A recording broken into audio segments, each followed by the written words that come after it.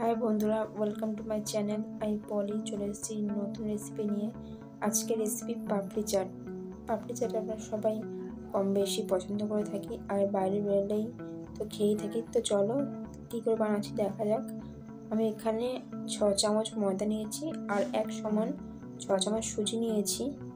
দেখো, তোমরা যে পরিমাণে ময়দা নেবে সেই পরিমাণে সুজি নেবে, মানে ময়দা ছাড়া আটা দিয়ে বানাতে পারো। আর এই দুটোকে এবারে আমি ভালো করে মিশিয়ে নিচ্ছি। দেখো, ভালো করে মিশিয়ে নেওয়ার পরে এর মধ্যে আমি কিছুটা নুন দিয়ে দিলাম, 1/2 চামচ মতন, আর দিয়েছি সাদা তেল। সাদা তেলের জায়গায় তোমরা ঘিও দিতে পারো। তেলটা এমন দেবে যাতে মিশ্রণটি একদম মাখা মাখা হয়, মানে একদম ঝুরঝুরে হবে। দেখো, দেখে নাও, এরকম ঝুরঝুরে মতন হবে। আর এই তেলটা দিয়ে ভালো করে ময়দার সাথে মিশিয়ে নিতে হবে, যাতে তেলটা একদম ময়দার সাথে ভালো করে মিশে যায়। আর তোমরা তেলটা বুঝবে কী করে, যতক্ষণ এই দেখো মুঠোটা ময়দার হচ্ছে আর হয়ে ভেঙে যাচ্ছে না, ততক্ষণ বুঝবে তেলটা দেওয়া হয়নি। যদি তোমাদের কম মনে হয় তাহলে তোমরা একটু তেল দিয়ে এরকম ভালো করে মিশিয়ে নেবে। তারপরে অল্প অল্প জল দিয়ে এটা শক্ত একটা ডো করে নেবে। বেশি নরম করবে না, শক্ত মতন করবে। আর একটু জল দিয়ে করবে, কারণ সুজিটা ফুলে একটুখানি আরও শক্ত হয়ে যাবে। দেখো, এটা মাখা হয়ে গেছে শক্ত করে। এবার আমি এটা চাপা দিয়ে রেখে দেবো 1/2 ঘন্টার জন্য। দেখো, 1/2 ঘন্টা পর আমি আবার চলে এসেছি। আর এই ময়দাটা, মানে মাখা ময়দাটা যেটা 1/2 ঘন্টা ঢেকে রেখেছিলাম, সেটাকে আমি আবার ভালো করে মাখিয়ে নিচ্ছি। এর থেকে দুটো বড় বড় লেচি করলাম, তার দিয়ে আমি ছোটো ছোটো লেচি করে নেব। তোমরা এরকম করে হাত দিয়ে না কেটেও ছুরির সাহায্যেও কাটতে পারো, তোমার যেটা সুবিধা হয়। আর এটা আমি ছোটো ছোটো লেচি করে নিয়ে লেচিগুলো ফুচকার মতন করে বেলে নেব।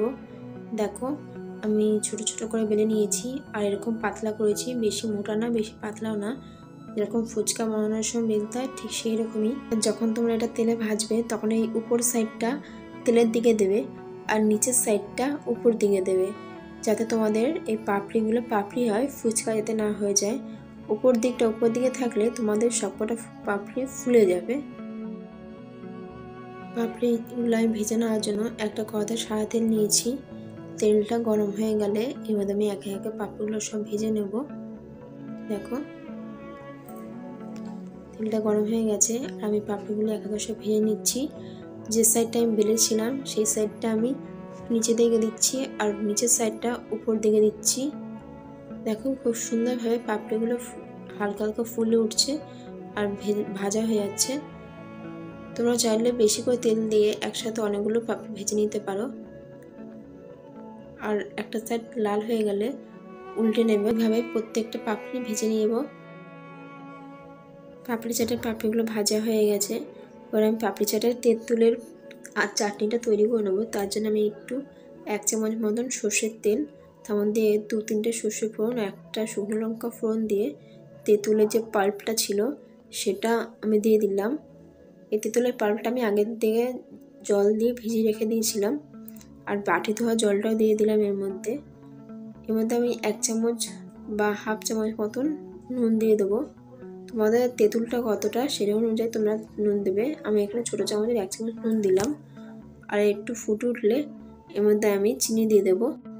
দেখো, কিছুক্ষণ পরে তেঁতুলের এই চাটনিটা ফুটতে শুরু করে দিয়েছে। আর এখানে আমি 100 গ্রাম মতন চিনি দিয়ে দিলাম। এর জন্য আমি 3 চামচ তেঁতুল নিয়েছিলাম। 3 চামচ তেঁতুলের জন্য 100 গ্রাম চিনি দিলাম।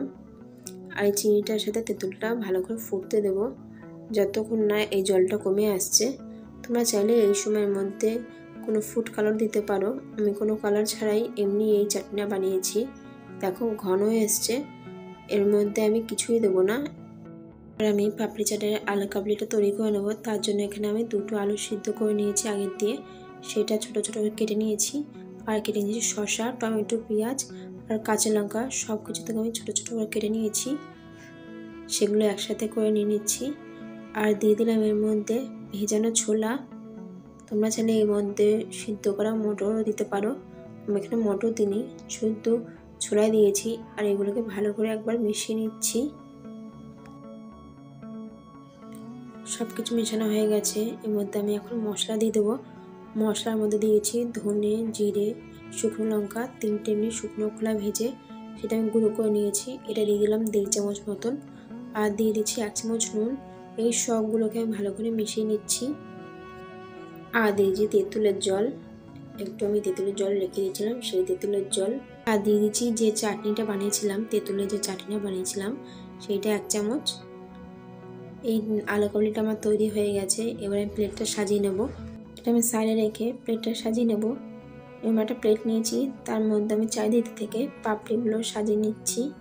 দেখো যে এরকম দোকানে সাজিয়ে নেয় সেরকমই একে একে করে সাজিয়ে নিচ্ছি। তোমরা যার যে কটা ইচ্ছা পাপড়ি সেরকম করে ইচ্ছা মতন পাপড়ি দিতে পারো। এর মধ্যে আমি একটু একটু করে যে আলু কাবলিটা মাখিয়েছিলাম, আলু কাবলিটা সেটা দিয়ে দেবো। তোমাদের মনের মতন করে যতটা তোমরা দিতে ইচ্ছে করো সেরকম দেবে। আর উপর থেকে আমি এই মিষ্টি চাটনিটাও দিয়ে দিচ্ছি 1 চামচ মতন, 1-1.5 চামচ দিয়ে দিলাম। আর দিয়ে দিলাম কিছুটা বাদাম, কিছুটা এর মধ্যে আমি ঝুরি ভাজাও দিয়ে দেবো। দেখো কিছুটা ঝুরি ভাজা দিয়ে দিচ্ছি। পাপড়ি চাটের প্লেটটা তৈরি হয়ে গেছে, পুরো দোকানের মতন সাজানো হয়েছে। হ্যাঁ, এখানে ঝুরি ভাজা একটু কম করে দিচ্ছি। আর টক দইটা দিনে তোমরা যদি চাও একটু বেশি করে ঝুরি ভাজা আর টক দই অবশ্যই দিতে পারো। তো আজকের এই পাপড়ি চাটের রেসিপিটা তোমাদের কেমন লাগলো অবশ্যই কমেন্ট করে বলো। আর আমার এই চ্যানেলে যারা নতুন তারা আমার চ্যানেলকে অবশ্যই সাবস্ক্রাইব করে পাশে থাকা বেল আইকনটি অবশ্যই অন করে দেবে, যাতে আমার নতুন নতুন রান্না সবার প্রথমে তোমাদের কাছে পৌঁছায়। তো আজকে এই অবধি, দেখা হচ্ছে পরের ভিডিওতে।